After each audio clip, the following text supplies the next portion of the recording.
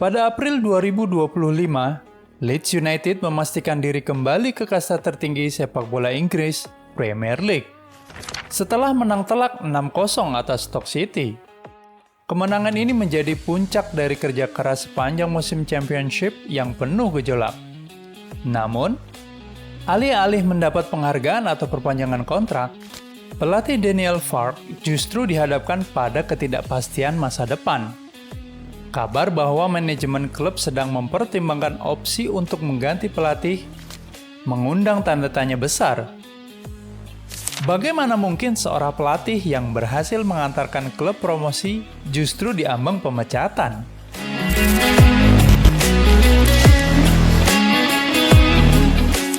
Daniel Farke datang ke Elland Road pada tahun 2023 dengan reputasi sebagai pelatih yang memahami seluk-beluk Championship. Ia 2 kali membawa Norwich City promosi ke Premier League, meski juga 2 kali terdegradasi kembali ke Divisi 2. Di mata sebagian pengamat, Daniel adalah raja promosi yang tahu caranya memenangi liga yang keras dan fisikal seperti Championship. Namun keberhasilannya di divisi kedua tidak menjamin kesuksesan di Premier League.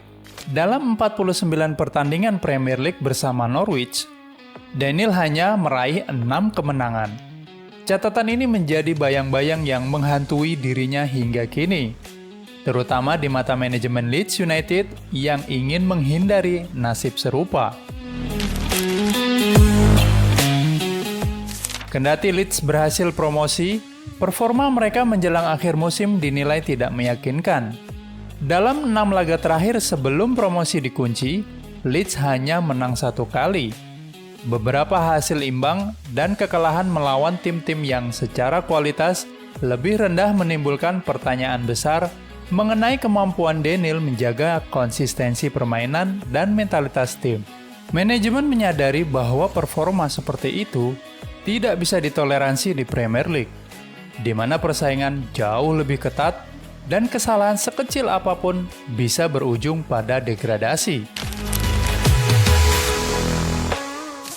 Setelah diambil alih oleh konsorsium 49ers Enterprises, anak perusahaan dari pemilik klub NFL San Francisco 49ers, Leeds United mengalami transformasi besar. Visi kepemilikan baru ini sangat ambisius. Mereka tidak sekedar ingin bertahan di Premier League, tetapi juga membangun klub yang kompetitif secara berkelanjutan dan berorientasi pada data, investasi cerdas, serta manajemen elit. Di tengah ambisi tersebut, tim kepelatihan harus mampu bersinergi dengan visi strategis jangka panjang. Banyak yang berpendapat bahwa Daniel mungkin tidak memiliki pendekatan taktis yang cukup progresif untuk membawa Leeds bersaing dengan klub-klub papan tengah seperti Brighton atau Aston Villa yang telah membuktikan diri lewat pendekatan modern. Gabby Eggman-Leher, mantan striker Aston Villa yang kini menjadi pundit Talksport, menyarankan Leeds untuk mengganti Daniel sebelum terlambat. Ia menilai, meskipun promosi sudah diamankan, klub sebaiknya mengambil keputusan berani dengan mendatangkan pelatih yang lebih siap secara taktik dan pengalaman menghadapi Premier League. I was thinking about it last night. Yeah. And Daniel Farke's done a great job getting Leeds United up. Excellent.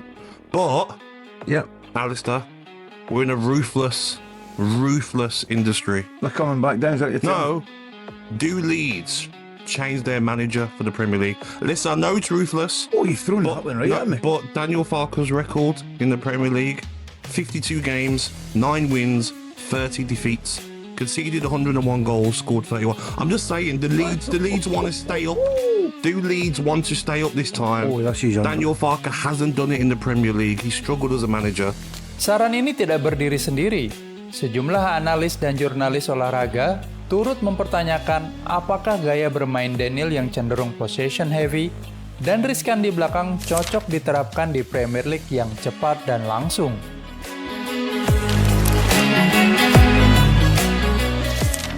Salah satu kritik terbesar terhadap Daniel adalah bahwa pendekatan taktiknya terkesan kuno. Sistem 4-2-3-1 yang ia terapkan kerap terbaca lawan. terutama ketika timnya menghadapi tekanan tinggi.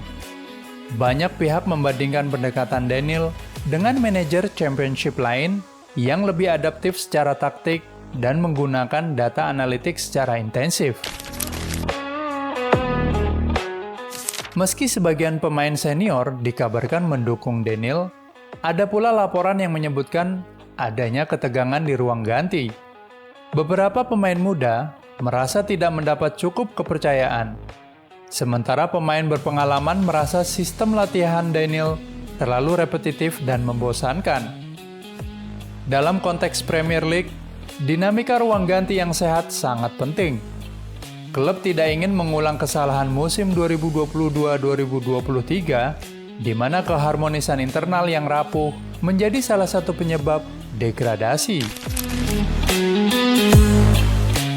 Spekulasi tentang pengganti Daniel pun mulai mencuat. Nama-nama seperti Jose Mourinho, mantan pelatih Chelsea, Manchester United, dan Tottenham tersebut pernah mengatakan bahwa ia bersedia melatih klub yang berada di klasemen bawah di Premier League. Ini bisa jadi peluang bagi Leeds untuk mendatangkan Mourinho. Yang kedua adalah Graham Potter, yang punya pengalaman melatih Brighton dan Chelsea dengan pendekatan progresif mulai disebut-sebut. Begitu juga dengan Francesco Farioli yang dikenal sebagai pelatih muda, inovatif, dan terbiasa bekerja dengan anggaran terbatas. Leeds mungkin melihat pergantian pelatih sebagai momentum untuk menyegarkan proyek jangka panjang mereka. Yang membuat situasi ini semakin rumit adalah respon publik. Sebagian besar fans memuji Daniel atas pencapaian musim ini. Mereka mengingat kembali masa-masa sulit pasca degradasi dan merasa bahwa Daniel layak diberi kesempatan di Premier League. Namun segelintir supporter juga mengakui bahwa jika Leeds ingin berkembang sebagai klub modern, keputusan sulit memang harus diambil. Manajemen Leeds dilaporkan sedang dalam proses evaluasi yang komprehensif. Keputusan akhir mungkin akan diumumkan beberapa minggu setelah musim resmi ditutup.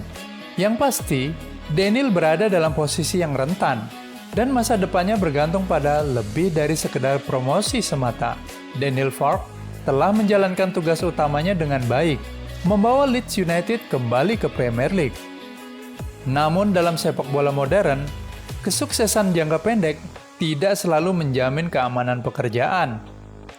Dalam dunia yang digerakkan oleh ambisi besar, analisis data, dan ekspektasi tinggi, manajemen klub harus berpikir 2 langkah ke depan. Apakah Daniel cukup progresif dan adaptif untuk menghadapi tantangan Premier League? Atau inilah saatnya Leeds memilih jalan yang berbeda?